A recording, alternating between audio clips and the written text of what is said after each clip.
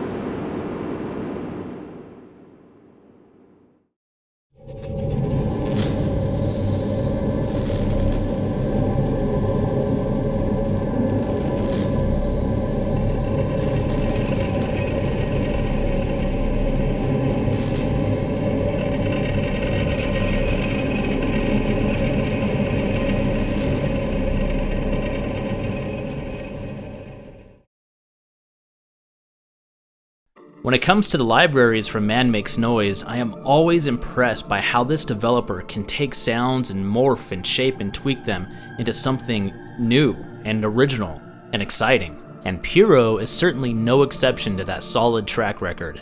From beautiful and angelic ambience to dark and eerie aggression, Puro offers a generous inventory of pads, textures, and soundscapes that are perfect for just about any kind of sound design or underscoring situation.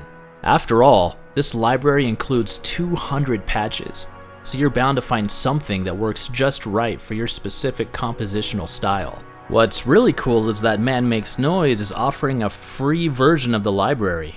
This is something that I wish more developers did, because it gives you the opportunity to test drive the library for yourself and see if it's up to your liking or not.